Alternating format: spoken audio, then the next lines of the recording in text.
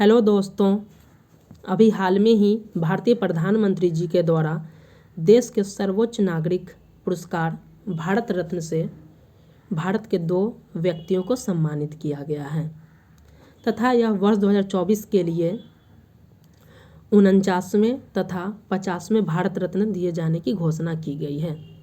अभी हाल ही में कुछ दिनों पहले जनवरी के महीने में भारतीय प्रधानमंत्री जी के द्वारा बिहार के पूर्व मुख्यमंत्री श्री कर्पूरी ठाकुर जी को देश का 49वां भारत रत्न दिए जाने की घोषणा की गई थी। और अभी जस्ट थोड़ी देर पहले आज 3 फरवरी को भारतीय प्रधानमंत्री द्वारा देश के 50वें भारत रत्न के रूप में श्री लाल कृष्ण आडवाणी जी को यह सम्मान दिए जाने की घोषणा की गई है। तो आज के इस वीडियो लेक्चर में हम इसी टॉपिक को डिटेल से डिस्कस करेंगे कि आखिर भारत रत्न चर्चा में क्यों है, भारत रत्न में जो दिया गया है कर्पूरी ठाकुर जी को, उनके बारे में डिस्कस करेंगे जो बिहार के एग्ज़ाम्स के लिए इम्पॉर्टेंट्स हो सकते हैं, बिहार के प्रीलिम्स के लिए भी जितने भी एग्ज़ाम्स हैं वहाँ पूछे जा सकते हैं, साथ ही सेंट्रल लेवल पे जितने भी एग्ज़ाम्स होंगे उनमें भी प्रश्न पूछे जा सकते हैं। बीपीएससी मेंस की अगर बात किया जाए तो जीएस पेपर 1 में जो पर्सनालिटीज़ से रिलेटेड प्रश्न आते हैं वहाँ पे भी इनसे संबंधित प्रश्न पूछे जा सकते हैं। साथ ही हम भारत रत्न के बारे में जानेंगे, यह भी देखेंगे अब तक कितने व्यक्तियों को भारत रत्न से सम्मानित किया गया है और बिहार के कितने व्यक्ति हैं जिन्हें भारत रत्न से सम्मानित किया गया, उसके बारे में हम लोग डिटेल से डिस्कस करेंगे। तो चलिए वीडियो लेक्चर स्टार्ट करते हैं। सबसे पहले हम देख लेते हैं कि आखिर ये भारत रत्न चर्चा में क्यों है। तो इसमें बताया जा रहा कि हाल ही में प्रधानमंत्री जी के द्वारा 2 व्यक्तियों को भारत रत्न सम्मान देने की घोषणा की गई है। बिहार के पूर्व मुख्यमंत्री कर्पूरी ठाकुर जी को उनकी 100वीं जयंती पर भारत रत्न 2024 मरणोपरांत से सम्मानित किया गया है और यह भारत रत्न से सम्मानित होने वाले देश के 49वें व्यक्ति होंगे। वहीं अभी जस्ट थोड़ी देर पहले यह घोषणा किया गया है कि श्री लाल कृष्ण आडवाणी जी को भी भारत रत्न से सम्मानित किया जाएगा और यह भारत रत्न से सम्मानित होने वाले देश के 50वें व्यक्ति बने हैं।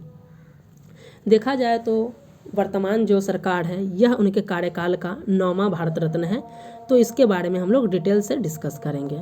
आप यहाँ पे इनके पिक्चर को देख सकते हैं। कर्पूरी ठाकुर जी को जननायक या जननेता कह के, गरीबों का मसीहा भी इन्हें कहा जाता था, इनको दिया गया है। और ये श्री लाल कृष्ण आडवाणी जी हैं जिन्हें यह पुरस्कार दिया गया है।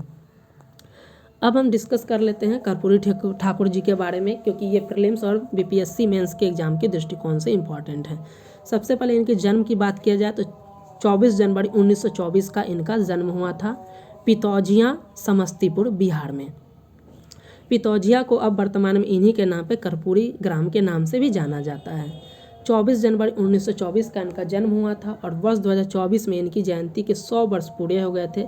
इसी उपलक्ष्य में भारतीय प्रधानमंत्री जी के द्वारा 100 वर्ष पूरे हो गए हैं। इसी उपलक्ष्य में भारतीय प्रधानमंत्री जी के द्वारा भारत रत्न सम्मान से सम्मानित किया गया है। और भारत रत्न जो देखा जाए देश का सर्वोच्च नागरिक पुरस्कार है। नेक्स्ट बताया जाए कि इनकी मृत्यु कब हुई थी, तो 64 वर्ष की आयु में इनकी मृत्यु हो गई थी 17 फरवरी 1988 को। इनके कार्य के बारे में देखा जाए कि क्या क्या इनका कार्य है, तो हम देखेंगे एक स्वतंत्रता सेनानी के रूप में इन्होंने क्या काम किया, आज़ादी के बाद इनका क्या कार्य था और राजनीतिक स्तर पे इनका क्या कार्य था, इस चीज़ को हम लोग देखेंगे। जब ये स्वतंत्रता सेनानी थे उस रूप में इन्होंने कहा था कि हमारे देश की इतनी आबादी है कि अगर हम थूक देंगे तो उसी थूक के बाहर से अंग्रेज बाहर चले जाएंगे। तो ये देख सकते हैं कि इनमें देशभक्ति भी कूट कूट कर भरी हुई थी। बोला जा रहा है कि ये स्वतंत्रता सेनानी के रूप में इन्होंने ऑल इंडिया स्टूडेंट फेडरेशन, जो कि भारत का सबसे पुराना छात्र संगठन है जिसकी स्थापना 1936 में हुई थी, के सदस्य बने। साथ ही उन्होंने भारत छोड़ो आंदोलन में शामिल होने के लिए अपने स्नातक की कॉलेज छोड़ दी थी। भारतीय स्वतंत्रता आंदोलन के दौरान अगर देखा जाए तो ये 26 महीने इनको जेल में भी बिताना पड़ा। और ये किस जेल में बिताए थे, तो भागलपुर में। इस पॉइंट को आप याद रखें, प्रीलिम से पूछे जा सकते हैं कि इनको कौन से जेल में रखा गया था, तो ये भागलपुर जेल में रखा गया था। भारत छोड़ो आंदोलन के दौरान ये अपने स्नातक की क्लास कॉलेज छोड़ के भारत छोड़ो आंदोलन में कूद पड़े थे। तो यहाँ पे हमने इनका देखा कि ये ऑल इंडिया स्टूडेंट फेडरेशन के भी सदस्य थे। साथ ही ये भारत छोड़ो आंदोलन में आज़ादी की अंतिम लड़ाई में शामिल होने के लिए इन्होंने अपने स्नातक की कॉलेज भी छोड़ दी और इस दौरान इन्हें लगभग 26 महीने भागलपुर में जेल में बिताना पड़ा। अब अगर देखा जाए कि आज़ादी के बाद इन्होंने क्या किया, तो आज़ादी के बाद देखा जाए तो इन्होंने शिक्षक के रूप में भी कार्य किया। अब इनका राजनीतिक कैरियर की बात किया जाए जो कि बहुत इंपॉर्टेंट्स है, उनको डिटेल से डिस्कस कर लेते हैं। बताया जा रहा है कि वर्ष 1952 में ये राजनीति में प्रवेश किए। 1952 में ये भारतीय राजनीति में प्रवेश किए और लगभग 1985 तक ये विधायक रहे, अपनी मृत्यु के समय तक से कुछ पहले तक। इनका निर्वाचन क्षेत्र की अगर बात किया जाए तो ये समस्तीपुर का है, ताजपुर निर्वाचन क्षेत्र, यहाँ से ये चुने गए थे। इन्होंने यहीं से अपने राजनीतिक जीवन में प्रवेश किया। ये बिहार के 2 बार मुख्यमंत्री भी रहे। इस कार्यकाल को देख लेते हैं। इसमें इनका अगर कार्यकाल राजनीतिक कैरियर में देखा जाए तो देख लेते हैं कि ये बिहार के मुख्यमंत्री भी 2 बार रहे हैं, बिहार के 1 बार डिप्टी सीएम भी रहे हैं, साथ ही बिहार के शिक्षा मंत्री के रूप में भी इन्होंने कार्य किया। तो ये इंपॉर्टेंट्स पॉइंट आप जरूर याद रखेंगे कि मुख्यमंत्री के तौर पे इनका कार्यकाल क्या था, जब ये डिप्टी सीएम थे तब इनका कार्यकाल क्या था, और शिक्षा मंत्री थे तब ये कार्यकाल क्या था। इस पॉइंट को आप जरूर याद रखेंगे। तो इसमें बताया जा रहा है कि इन्होंने ये जो पहली बार जो मुख्यमंत्री बने थे ये 1970 से 71 के मध्य बने थे और ये बिहार के 11वें मुख्यमंत्री थे। ये पॉइंट बहुत इंपॉर्टेंट है कि बिहार के 11वें मुख्यमंत्री थे और इनका कार्यकाल था 1970 से 71। इस दौरान जो मुख्यमंत्री बने थे ये समाजवादी पार्टी और भारतीय क्रांति दल के सहयोग से बने थे। इसलिए बताया जाता था कि ये बिहार के पहले गैर कांग्रेसी सीएम है या समाजवादी मुख्यमंत्री। आपसे प्रश्न पूछा जा सकता है कि बिहार के पहले गैर कांग्रेसी मुख्यमंत्री कौन थे, तो यही थे श्री कर्पूरी ठाकुर जी, या समाजवादी मुख्यमंत्री तो यही थे। दूसरा बार इनका कार्यकाल था 1977 से 1979, 1977 टू 1979। इस वक्त ये जनता पार्टी की सरकार से चुने गए थे। तो आपने ये देख लिया कि पहला इनका जो मुख्यमंत्री का कार्यकाल था, पहली बार जो बिहार के 11वें मुख्यमंत्री बने थे 1970 से 71 के मध्य, और दूसरा कार्यकाल था 1977 से 1979 तक। एक बार ये डिप्टी सीएम बने थे और बिहार के ये दूसरे उप मुख्यमंत्री थे। इस पॉइंट को याद रखिएगा कि बिहार के दूसरे उप मुख्यमंत्री जो कि बिहार के 11वें मुख्यमंत्री थे। उप मुख्यमंत्री के तौर पे इनका जो कार्यकाल था 1967 टू 1968। बिहार के शिक्षा मंत्री के रूप में भी ये कार्य किए थे। इस दौरान इनका कार्यकाल देखा जाए तो ये था 1967 से 1968, यानी ये 1967 से 1968 के मध्य बिहार के दूसरे उप मुख्यमंत्री और बिहार के शिक्षा मंत्री के रूप में भी इन्होंने काम किया। नेक्स्ट अब इनका हम राजनीतिक कार्य के बारे में देखा जाए कि इन्होंने राजनीतिक स्तर पे क्या काम किया, या फिर इन्होंने जब ये मुख्यमंत्री बने तो इस दौरान इनका क्या कार्यकाल था, इस चीज़ को भी हम लोग देखेंगे। तो पहला ये बताया जा रहा है कि 1967 में जब पहली बार ये डिप्टी सीएम पहली बार जब ये बिहार के उप मुख्यमंत्री अर्थात शिक्षा मंत्री बने थे तब इन्होंने मैट्रिक परीक्षा के लिए अंग्रेजी की अनिवार्यता थी इसको समाप्त कर दिया था। तो ये पॉइंट बहुत इंपॉर्टेंट है कि जब ये शिक्षा मंत्री बने थे 1967 में या बिहार के उप मुख्यमंत्री, तो उस वक्त मैट्रिक परीक्षा के लिए अंग्रेजी की अनिवार्यता थी, उसे इन्होंने समाप्त कर दिया था। साथ ही इन्होंने शिक्षा के लिए हिंदी माध्यम की वकालत भी की थी। इन्होंने बताया कि शिक्षा का माध्यम जो होना चाहिए वो हिंदी में होना चाहिए। नेक्स्ट इन्होंने बताया था कि मुख्यमंत्री रहते हुए इन्होंने राज्य के सभी विभागों में हिंदी में काम करने के लिए अनिवार्य बना दिया। तो इन्होंने हिंदी की मुखालफत की, मतलब कि हर जगह तवज्जो दिया गया कि शिक्षा का माध्यम भी हिंदी होना चाहिए। राज्य के सभी विभागों में हिंदी का ही अनिवार्य कर दिया गया। हिंदी और उर्दू को दूसरी आधिकारिक भाषा के रूप में बढ़ावा देने का कार्य इन्हीं का है। नेक्स्ट, स्कूल की फीस माफ़ करने तथा पंचायती राज को मजबूत करने के लिए इन्होंने व्यापक नीतियां लागू की। तो ये बहुत इंपॉर्टेंट का याद रखिएगा। क्या पिछड़े वर्गों के लिए आरक्षण के लिए इन्होंने मुंगेरी लाल आयोग का गठन किया था। ये बहुत इंपॉर्टेंट, आप इसे याद रखिएगा कि मुंगेरी लाल आयोग क्या है। तो ये याद रखिएगा कि यह पिछड़ा वर्गों के आरक्षण से संबंधित है। आप सभी को पता होगा कि सबसे पहले पिछड़ा वर्ग के लिए काका साहब कालेलकर नाम की, यहाँ पे याद रखिएगा काका साहब कालेलकर, काका साहब कालेलकर नाम के आयोग की स्थापना हुई थी, लेकिन इसको सिफारिश नहीं मानी गई थी, तो ये खत्म हो गया था। उसके बाद राष्ट्रीय स्तर पे जो है मंडल आयोग का गठन किया गया था, जिसके आधार पे ओबीसी को आरक्षण या अनुसूचित जाति जनजाति को आरक्षण का प्रावधान किया गया था। उससे पहले बिहार में कर्पूरी ठाकुर जी अपने कार्यकाल में मुंगेरी लाल आयोग का गठन कर चुके थे, जो आरक्षण से संबंधित है, किसके, पिछड़ा वर्ग के आरक्षण से संबंधित यहाँ पे प्रावधान किया गया। तो ये बहुत ही इंपॉर्टेंट पॉइंट है, आप इसे जरूर याद रखेंगे। पूछा जा सकता है कि मुंगेरी लाल आयोग का गठन कब हुआ था, तो 1977 में हुआ था। यह किससे संबंधित है, तो पिछड़ा वर्ग के आरक्षण से संबंधित है। बोला जा रहा है कि सबसे पहले महिला, इस आरक्षण में अब देखा जाए बताया जा रहा है कि महिलाओं को भी और आर्थिक रूप से कमजोर स्वर्णों को भी आरक्षण देने की बात किया गया था, लेकिन इसको समाप्त कर दिया गया था, इस सिफारिश को नहीं माना गया था। नेक्स्ट बताया जा रहा है कि मुख्यमंत्री के कार्यकाल में उन्होंने बिहार में सचिवालय में एक व्यवस्था थी कि 4th ग्रेड के जो कर्मचारी थे वो लिफ्ट से नहीं आते थे, लिफ्ट में उनको चढ़ने की मनाही थी, तो इन्होंने अपने कार्यकाल में लिफ्ट का दरवाज़ा भी उनके लिए खोल दिया, यानी सभी कर्मचारियों के लिए खोल दिया, यानी जो 4th ग्रेड के कर्मचारी थे उनके लिए भी ये लिफ्ट का दरवाज़ा ओपन करने वाले ये बहुत बड़ा काम किए थे।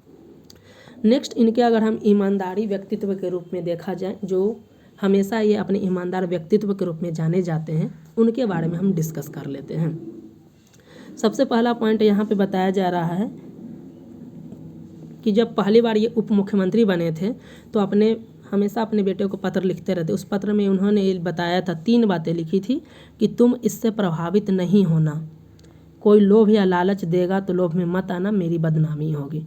तो ये देख सकते हैं कि ये कितना इनका जो व्यक्तित्व ईमानदारी व्यक्तित्व था कि उन्होंने अपने पत्र में अपने पुत्र को लिखा था कि तुम इस सब से प्रभावित नहीं होना, कोई लोभ लालच देगा तो उसमें भी नहीं जाना, नहीं तो मेरी बदनामी होगी। नेक्स्ट अगर देखा जाए, इसमें बताया जा रहा है, सेकंड पॉइंट है कि उत्तर प्रदेश के एक नेता अपने संस्मरण में लिखते हैं कि कर्पूरी ठाकुर जी की आर्थिक तंगी को देखते हुए उन्होंने अपने मित्र से कहा था कि जब कर्पूरी ठाकुर जी आपसे अगर पैसे मांगे तो आप उन्हें दे दीजिएगा। और उसके बाद वो जब अपने मित्र से पूछते थे कि क्या कर्पूरी ठाकुर जी आपसे पैसा मांगे, तो वो उनके मित्र का हर बार जवाब होता है, नहीं साहब, वे तो कुछ मांगते ही नहीं हैं। तो ये उनके ईमानदारी व्यक्तित्व को दिखाता है। नेक्स्ट अगर हम देखा जाए, थर्ड पॉइंट की बात किया जाए कि 70 के दशक में देखा जाए कि जयप्रकाश नारायण जी का अगर देखा जाए तो जन्मदिन मनाया जा रहा था।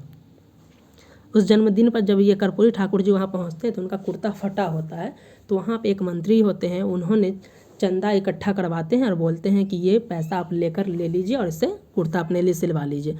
उस स्थिति में ये बोलते हैं कि ठीक है, हमने आपका पैसा स्वीकार किया, परंतु मैं इसे मुख्यमंत्री कोष में जमा करवा दूंगा। तो इस पॉइंट को देख सकते हैं कि कितनी बड़ी बात होती है। नेक्स्ट चौथा पॉइंट को देखा जाए, इसमें बताया जा रहा है कि 1970 के दशक में जब पटना में विधायकों के लिए निजी आवास के लिए सरकारी ज़मीन दी जा रही थी, उस वक्त ये अपने लिए ज़मीन नहीं लेते हैं। जब ज़मीन नहीं लेते हैं तो एक विधायक कहता है कि जब ज़मीन नहीं लीजिएगा तो फिर आप रहिएगा कहाँ, अगर आप अपने लिए नहीं लीजिएगा तो बाल बच्चे के लिए ले लीजिएगा। तो इस पे उनका कहना था कि कर्पूरी ठाकुर ने कहा कि उनके बच्चे जो है गांव में ही रह लेंगे, लेकिन वो अपने नाम पे ज़मीन नहीं लेंगे।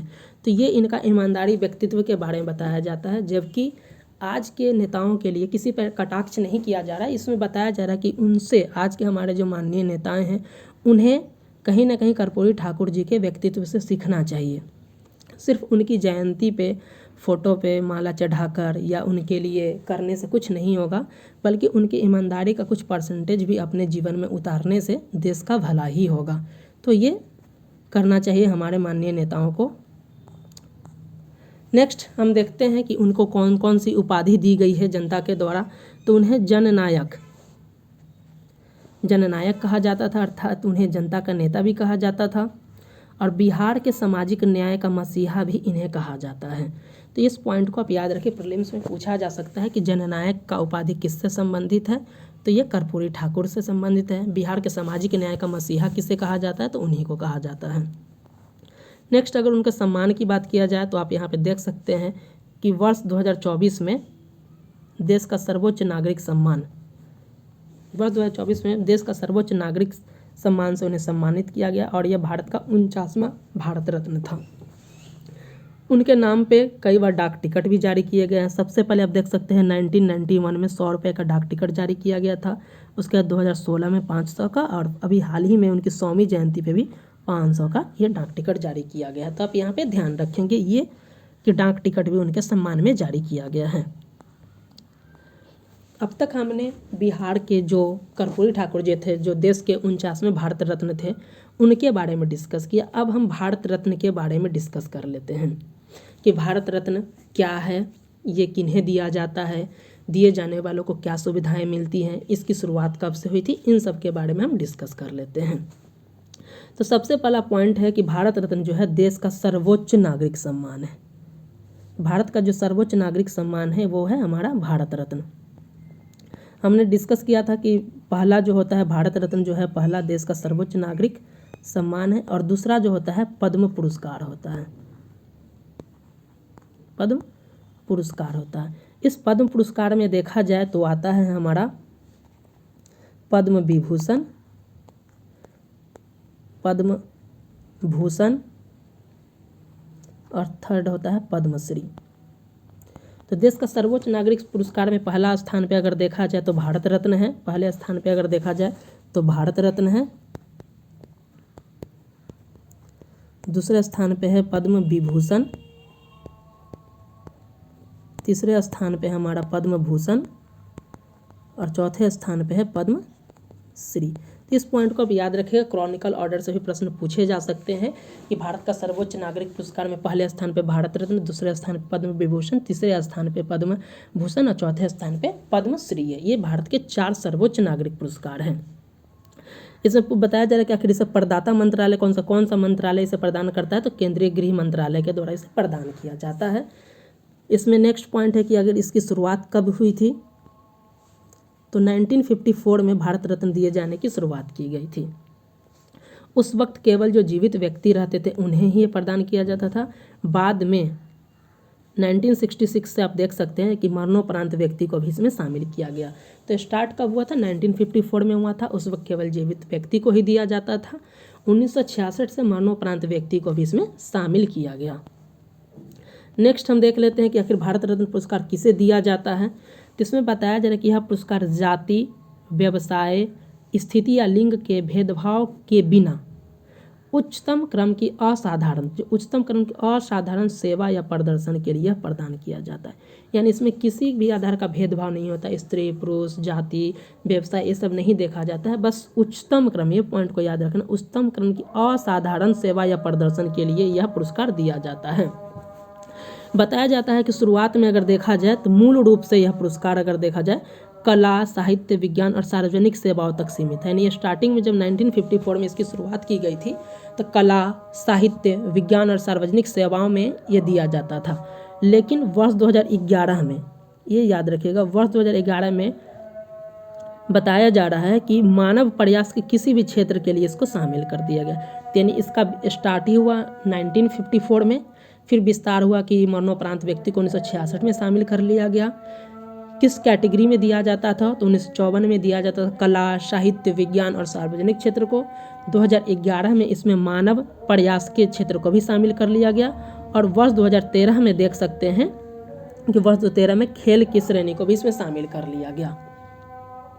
और इसके बाद वर्ष 2014 में पहली बार जो है अगर किसी खिलाड़ी को भारत रत्न दिया गया तो वो थे सचिन तेंदुलकर।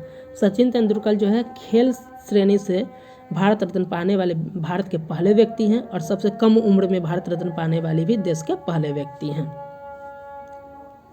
नेक्स्ट है कि ये किसे दिया जाता है, केवल भारतीय नागरिकों को या विदेशी को भी दिया जाता है। तो इसमें बताया जा रहा है कि ऐसा कोई प्रावधान, लिखित प्रावधान नहीं है। ये पॉइंट को याद रखिएगा कि यह केवल भारत नागरिक को ही दिया जाएगा। अर्थात अगर देखा जाए तो भारत रत्न जो है ये क्या है, विदेशी नागरिकों को भी दिया जाता है। इसके उदाहरण आप देख सकते हैं कि मदर टेरेसा को 1980 में दिया गया था, खान अब्दुल गफ्फार खान को 1990 में दिया गया था, और नेल्सन मंडेला को 1990 में भारत रत्न दिया गया था। तो ये आप याद रखिएगा कि भारत रत्न जो है केवल भारतीयों को नहीं बल्कि विदेशी नागरिकों को भी दिया जाता है। मदर टेरेसा को आप देख सकते हैं 1980 में दिया गया था, खान अब्दुल गफ्फार खान को 1990 में, और नेल्सन मंडेला को 1990 में दिया गया था। ये पॉइंट आप जरूर याद रखेंगे। नेक्स्ट है क्या ये प्रत्येक वर्ष दिया जाता है, तो यहाँ पे बताया जा रहा है कि ऐसा अनिवार्य नहीं है कि यह प्रत्येक वर्ष दिया, जैसे सामान्यतः प्रत्येक वर्ष ही दिया जाता है लेकिन अनिवार्य नहीं है, यानी 2 वर्ष पे भी दिया जा सकता है, 3 वर्ष पे भी दिया जा सकता है। जैसे इससे पूर्व अभी जो भारत रत्न 2024 में दिया गया था, इससे पूर्व जो है 2019 में दिया गया था, 19 में दिया गया था भारत रत्न। जो 48वां था वो हमारे देश के राष्ट्रपति थे प्रणब मुखर्जी जी, उन्हें 48वां भारत रत्न दिया गया था। उसके बाद 2024 में दिया गया, तो देखा जाए लगभग ये 5 वर्ष बाद दिया गया है। तो ये कोई ऐसा सीमा नहीं है कि ये प्रत्येक वर्ष दिया जाएगा, ये बात को याद रखिएगा। लेकिन हाँ, ये बताया जा रहा है कि प्रत्येक वर्ष जो दिया जाता है, एक वर्ष में मैक्सिमम 3 लोगों को ही दिया जाता है भारत रत्न। यानी वर्ष 2024 में अभी तक देखा जाए तो 2 व्यक्ति को दिया जा सकता है, तो एक और व्यक्ति को, यानी मैक्सिमम 3 व्यक्ति को ही एक वर्ष में दिया जा सकता है। अब देख लेते हैं कि आखिर भारत रत्न में अवार्ड के रूप में क्या दिया जाता है। तो आप यहाँ पे इस फोटो को देख सकते हैं कि इसमें बताया जा रहा है कि पदक दिया जाता है जो कि कांसे का बना रहता है। पदक के बीच में देखा जाए, पदक को पीपल के पत्ते के रूप में डिजाइन किया जाता है, जिसके बीच में धूप की किरण होती है, और नीचे में आप देख सकते हैं यहाँ पे भारत रत्न लिखा होता है। इसके पीछे की तरफ देखिएगा तो देवनागरी लिपि में सत्यमेव जयते लिखा रहता है। साथ ही जो सबसे इम्पॉर्टेंट और ध्यान देने वाली बात है कि इसमें कोई मौद्रिक राशि नहीं दी, यानी कि भारत रत्न में सिर्फ इन्हीं चीज़ों को दिया जाता है, कोई राशि नहीं दिया जाती, यानी कि कोई धनराशि नहीं दी जाती है, मनी नहीं दिया जाता है। इस पॉइंट को याद रखिएगा कि कोई राशि नहीं दी जाती है। नेक्स्ट है कि भारत रत्न से सम्मानित व्यक्ति को आखिर क्या क्या सुविधा दिया जाता है, इस पॉइंट को भी हम लोग देख लेते हैं, जो कि बहुत ही इंपॉर्टेंट पॉइंट्स है। जिसमें बोला जाता है कि इसमें जो भारत रत्न जो मिल जाता है उस व्यक्ति को कैबिनेट मंत्री के बराबर का दर्जा मिलता है, अर्थात उन्हें VIP का दर्जा दिया जाता है। उन्हें टैक्स न भरने की छूट भी दी जाती है। साथ ही स्वतंत्रता दिवस और गणतंत्रता दिवस का जो विशेष कार्यक्रम होता है उसमें भी अतिथि के तौर पे शामिल किया जाता है, एज ए गेस्ट उन्हें शामिल किया जाता है, विशेष अतिथि के तौर पे शामिल किया जाता है। इन्हें बताया जा रहा है कि हवाई जहाज, ट्रेन, बस में निःशुल्क यात्रा की छूट मिलती है। अगर ये किसी राज्य में घूमने जाते हैं तो उन्हें राज्य के अतिथि का दर्जा दिया जाता है, इस पॉइंट को भी याद रखिएगा। साथ ही बताया जाता है कि सरकार इन्हें वारंट ऑफ प्रेसिडेंट में जगह देती है, वारंट ऑफ प्रेसिडेंट में जगह देती है। वारंट ऑफ प्रेसिडेंट का इस्तेमाल क्या किया जाता है, तो वरीयता क्रम को दिखाने के लिए किया जाता है। कि जैसे हम लोग प्रश्न पूछा जाता है ना कि देश के सर्वोच्च नंबर पे कौन आते हैं, तो पहले स्थान पे राष्ट्रपति, फिर दूसरे पे कौन, तीसरे पे, तो उसी आधार पे बताया जाता है कि इन्हें वारंट ऑफ प्रेसिडेंट में जगह देती है, जो कि वरीयता क्रम को दिखाता है। नेक्स्ट और सबसे इम्पॉर्टेंट पॉइंट है कि जो भारत रत्न प्राप्तकर्ता होते हैं वो वरीयता क्रम में अगर देखा जाए तो उनको 7वां स्थान दिया जाता है, जो बहुत इंपॉर्टेंट पॉइंट है कि भारतीय वरीयता क्रम में है जिन्हें भारत रत्न दे दिया जाता है उनका स्थान 7वें नंबर आ जाता है। इस पॉइंट को आप याद रखेंगे। नेक्स्ट बताया जा रहा है कि संविधान के अनुच्छेद, ये पॉइंट इंपॉर्टेंट है, संविधान के अनुच्छेद 18 के अनुसार जो भारत रत्न पुरस्कार से विजेता है वो अपने नाम के उपसर्ग या प्रत्यय यानी आगे या पीछे भारत रत्न का प्रयोग नहीं कर सकते हैं, आगे या पीछे भारत रत्न का प्रयोग नहीं कर सकते हैं। ये याद रखिएगा आर्टिकल 18(1) के अनुसार कि जो भारत रत्न से जो विजेता है वो अपने नाम के आगे या पीछे नहीं कर सकते, परंतु visiting card, biodata, letter head, इन सब में अपने नाम में भारत रत्न जोड़ सकते। तो ये पॉइंट आप याद रखिएगा कि आर्टिकल 18 बोलता है कि जो भारत रत्न के विजेता है वो अपने नाम के आगे या पीछे भारत रत्न नहीं लगा सकते, लेकिन अपने बायोडाटा में, विजिटिंग कार्ड में, लेटर हेड में ये भारत रत्न ऐड कर सकते हैं। नेक्स्ट हम देखते हैं कि भारत रत्न प्रत्येक वर्ष तो नहीं, अनिवार्य नहीं है कि प्रत्येक वर्ष दिया जाए। क्या भारत रत्न को कभी ऐसा हुआ है जब नहीं दिया गया था, सस्पेंड कर दिया गया है? तो बताया जा रहा है कि अब तक भारत रत्न को 2 बार सस्पेंड किया गया है। पहला था 1977 से किया गया था और बंद कर दिया गया था, 1980 में स्टार्ट किया गया था, और उस वक्त ये सरकार थी मोरारजी देसाई की सरकार थी। तो 1977 में पहली बार इसका निलंबन हुआ था, फिर 1980 में इसकी शुरुआत की गई। उसके बाद देखा जाए तो दूसरा बार इसका निलंबन 1992 में किया गया था, और 1995 में फिर से शुरुआत की गई। उसके बाद से ये दिया जाता, परंतु हर वर्ष नहीं दिया जाता, ऐसा अनिवार्य भी नहीं है। तो आप 2 बार देख सकते हैं कि अब तक निलंबन हुआ है। नेक्स्ट हम डिस्कस कर लेते हैं कि अब तक भारत रत्न से कितने व्यक्ति को सम्मानित किया गया है। तो अभी न्यूज़ में हमने देखा कि अभी हाल ही में ही 3 फरवरी 2024 तक देश के 50 व्यक्ति को भारत रत्न से सम्मानित किया गया और 50वें व्यक्ति है लाल कृष्ण आडवाणी। और 49वें कौन थे? तो 49वां कर्पूरी ठाकुर थे, ये आप याद रखिएगा। ठीक है, तो उसके बारे में हम लोग डिस्कस कर लेते हैं कि अब तक भारत रत्न से सम्मानित व्यक्तियों की संख्या अगर देखा जाए तो 50 व्यक्ति है। सर्वप्रथम किसे दिया गया था ये याद हम रखेंगे। तो सर्वप्रथम 1954 में 3 व्यक्ति को दिया गया था। सर्वप्रथम 1954 में कितने व्यक्तियों को दिया गया था? तो 3 व्यक्तियों को दिया गया था। पहले थे सी राजगोपालचारी, चक्रवर्ती राजगोपालचारी को दिया गया था। राजगोपालचारी भारत के अंतिम गवर्नर जनरल थे और पहले भारतीय भी बोला जा सकता है अगर भारत के रूप में पूछा जाए तो पहले भारतीय, और भारत के अंतिम गवर्नर जनरल जो थे वो चक्रवर्ती राजगोपालचारी थे। दूसरे नंबर पे हैं हमारा सर्वपल्ली राधाकृष्णन, जो कि भारत के प्रथम उपराष्ट्रपति थे। First vice president of India थे सर्वपल्ली राधाकृष्णन। उनको जो है 1954 में भारत रत्न दिया गया था। और थर्ड व्यक्ति थे सीवी रमन। ये आप जान सकते हैं, बीपीएससी कई बार प्रीलिम से पूछ चुका है कि इन्हें नोबेल पुरस्कार क्यों दिया गया था। नोबेल पुरस्कार विजेता भी 1928 में मिला था। ये भौतिकी के लिए दिया गया था नोबेल प्राइज। आप याद रखिएगा कि सीवी रमन को जो है भौतिकी के लिए नोबेल प्राइज़ दिया गया था। और किस खोज के लिए? तो प्रकाश के प्रकीर्णन के खोज के लिए। तो प्रकाश के प्रकीर्णन के लिए ही खोज के लिए जब इन्हें मतलब दिया गया तो 1954 में सीवी रमन जी को दिया गया है भारत रत्न से। तो 1954 में 3 व्यक्ति को दिया गया है, सी राजगोपालचारी, दूसरे थे सर्वपल्ली राधाकृष्णन और तीसरे थे सीवी रमन। नेक्स्ट हम देख लेते हैं 1971 वाली बात कि वर्ष 1971 में इंदिरा गांधी पहली भारतीय महिला बनी जिसे भारत रत्न से सम्मानित किया गया। तो ये पॉइंट आप जरूर याद रखेंगे, पूछा जा सकता है कि पहली भारतीय महिला कौन है जिसे भारत रत्न से सम्मानित किया गया। तो वो थी इंदिरा गांधी। नेक्स्ट आप देख सकते हैं कि वर्ष 2001 में लता मंगेशकर को भारत रत्न से सम्मानित किया गया। साथ ही वर्ष 2001 में बिहार के बिस्मिल्लाह खां जो कि शहनाई वादक थे उन्हें यह सम्मान दिया गया। और शहनाई वादक थे और ये तीसरे शास्त्रीय संगीतकार बने थे बिस्मिल्लाह खां। तो इस पॉइंट को डिस्कस कर ले। बिस्मिल्लाह खां जो कि बिहार से संबंधित है, वर्ष 2001 में शहनाई वादन के लिए इनको दिया गया था और ये तीसरे भारतीय शास्त्रीय संगीतकार बने थे जिन्हें यह भारत रत्न से सम्मानित किया गया था। नेक्स्ट हम देख लेते हैं वर्ष 2014। वर्ष 2014 में हमने ऑलरेडी डिस्कस कर लिया था कि वर्ष 2013 में खेल श्रेणी शामिल किया गया और सचिन तेंदुलकर जो थे पहले व्यक्ति बने जो खेल से संबंधित थे और उन्हें भारत रत्न दिया गया था। साथ ही ये सबसे कम उम्र के व्यक्ति बने जिन्हें भारत रत्न से सम्मानित किया गया। नेक्स्ट अगर हम वर्ष 2019 की बात कर लें तो वर्ष 2019 में भी 3 व्यक्ति को दिया गया था।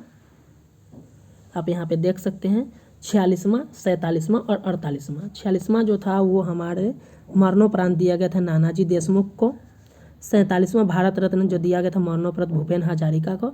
और 48वां जो था वो थे हमारे देश के 13वें राष्ट्रपति श्री प्रणब मुखर्जी जी को। तो ये पॉइंट आप याद रखिएगा कि 48th भारत रत्न किसको दिया गया था?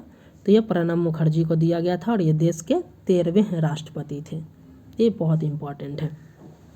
नेक्स्ट अगर हम 49वें भारत रत्न की बात किया जाए तो वर्ष 2024 में दिया गया जो कि बिहार के पूर्व मुख्यमंत्री थे कर्पूरी ठाकुर जी को। ये 49वां भारत रत्न था। और अभी हाल ही में ही देश का 50वां भारत रत्न जो दिया गया वो लालकृष्ण आडवाणी को दिया गया। तो ये पॉइंट आप याद रखिएगा कि अब तक 3 फरवरी 2024 तक का ये डाटा है जिसके अनुसार भारत में कुल 50 व्यक्ति को भारत रत्न से सम्मानित किया गया। 49वें व्यक्ति थे कर्पूरी ठाकुर, 50वें व्यक्ति थे लालकृष्ण आडवाणी। नेक्स्ट अब हम देख लेते हैं कि बिहार के भारत रत्न से सम्मानित व्यक्ति कितने हैं। बिहार में अगर देखा जाए तो कहीं कहीं न्यूज़पेपर में अगर देखा जाए तो कहीं बोला जाता है कि कर्पूरी ठाकुर चौथे बने और कहीं पे बताया जा रहा है कि 5वें बने। तो ये बहुत इंपॉर्टेंट है, कन्फ्यूजन इस चीज़ को दूर किया जाए। देख लेते हैं कि आखिर क्या बात है। विधान चंद्र रॉय के बारे में हम डिस्कस करते हैं। विधान चंद्र रॉय, इनका जन्म बिहार में हुआ था, बिहार के बांकीपुर अर्थात पटना में हुआ था। इस जन्म के आधार पर अगर पूछा जा रहा है, अगर देखा जा रहा है तो कर्पूरी ठाकुर जो है बिहार के 5वें व्यक्ति बन गए हैं। परंतु अगर देखा जाए, अगर हम लोग भारत रत्न के लिस्ट को देखते हैं, अगर विकिपीडिया को आधार बनाए तो वहाँ पे बिधान चंद्र रॉय को जो भारत रत्न दिया गया वहाँ पे वेस्ट बंगाल दिया गया कि वेस्ट बंगाल राज्य से इन्हें दिया गया है। अगर इसको मान लेते हैं विकिपीडिया सोर्स के, तो कर्पूरी ठाकुर जी चौथे बने हैं। अगर जन्म के आधार पे बना दिया जाए तो कर्पूरी ठाकुर जो है वो 5वें बने। तो इस पॉइंट को आप ध्यान रखिएगा कि क्या लिया जा रहा है। तो इसी को आधार पे हम लोग अभी जन्म के आधार को ही बेस बनाकर कर रहे हैं कि कर्पूरी ठाकुर जी पहले थे और पहले व्यक्ति मतलब 5वें व्यक्ति थे, 5वें व्यक्ति थे कर्पूरी ठाकुर जी। अब हम डिस्कस कर लेते बिहार के भारत रत्न से सम्मानित व्यक्ति को। तो बताया जा रहा है कि अब तक बिहार के 5 व्यक्ति को भारत रत्न से सम्मानित दिया गया है, जिसमें पहले थे डॉक्टर बिधान चंद्र रॉय, दूसरे हैं डॉक्टर राजेंद्र प्रसाद, तीसरे थे जयप्रकाश नारायण, चौथे थे बिस्मिल्लाह खां और 5वें हैं कर्पूरी ठाकुर। इनके बारे में हम डिटेल्स में कर लेते हैं। बताया जा रहा है कि बिधान चंद्र रॉय को 1961 में भारत रत्न से सम्मानित किया गया था और इन्हें आधुनिक बंगाल का निर्माता भी कहा जाता है। ये डॉक्टर थे। इन्हीं के जन्म पे 1 जुलाई को राष्ट्रीय डॉक्टर्स डे मनाया जाता है। तो ये याद रखिएगा, ये बिहार में बंगाल में बहुत काम किए थे, इसलिए इनको आधुनिक बंगाल का निर्माता भी कहा जाता है। इनका जन्म बिहार के बांकीपुर में हुआ था, इस वजह से ये बताया जा रहा है कि बिहार के पहले व्यक्ति थे जिन्हें भारत रत्न दिया गया था। दूसरा की बात कर ले तो डॉक्टर राजेंद्र प्रसाद, जो कि देश के पहले राष्ट्रपति थे, उन्हें 1962 में भारत रत्न से सम्मानित किया गया था। थर्ड अगर हम बात करें जयप्रकाश नारायण, इन्हें 1999 में भारत रत्न से सम्मानित किया गया था। चौथा की बात करें बिस्मिल्लाह खां, जिनके बारे में हमने अभी डिस्कस किया कि वर्ष 2001 में इन्हें शहनाई वादन के लिए भारत रत्न से सम्मानित किया गया था और ये देश के तीसरे शास्त्रीय संगीतकार बने थे जिन्हें भारत रत्न दिया गया था। नेक्स्ट अभी हमने डिस्कस किया कि देश का 49वां भारत रत्न सम्मान किसे दिया गया, तो कर्पूरी ठाकुर जी को दिया गया वर्ष 2024 में, जबकि 50वां जो दिया गया है वो दिया गया है लाल कृष्ण आडवाणी को दिया गया है। तो अगर इस आधार पे अगर देखा जाए, अगर जन्म के आधार पे पूछा जाए तो अधिकतर जगह सोर्स पे बिधान चंद्र रॉय को बिहार से ही किया गया है, लेकिन कई जगहों सोर्स पे अगर देखा जाए कुछ न्यूज़पेपर इन्हें वेस्ट बंगाल भी मानते हैं, कुछ बिहार भी मानते हैं। तो इस आधार पे आप देख सकते हैं अगर तो बिहार के 5 व्यक्ति को भारत रत्न से सम्मानित किया गया है। दोस्तों, इस वीडियो लेक्चर में हमने भारत रत्न के बारे में डिटेल से डिस्कस किया। हमने देखा कि ये चर्चा में क्यों है। कर्पूरी ठाकुर जी के बारे में हमने डिस्कस किया। अब तक कुल भारत के 50 व्यक्तियों को भारत रत्न दिया गया, इसके बारे में हमने डिस्कस किया। बिहार से कितने व्यक्ति को दिया गया उसके बारे में हमने डिटेल से डिस्कस किया। यह टॉपिक जो है आगामी जितने भी एग्ज़ाम्स हैं वो सेंट्रल लेवल के हो या बिहार से संबंधित, बिहार एसएससी सीजीएल, बीपीएससी, उन सब में इनसे प्रश्न पूछे जाने की संभावना है। तो उम्मीद करता हूँ कि यह वीडियो लेक्चर अच्छा लगा होगा। आप चाहें तो हमारे चैनल से जुड़ सकते हैं। इस वीडियो लेक्चर में बस इतना ही। मिलते हैं नेक्स्ट टॉपिक के साथ।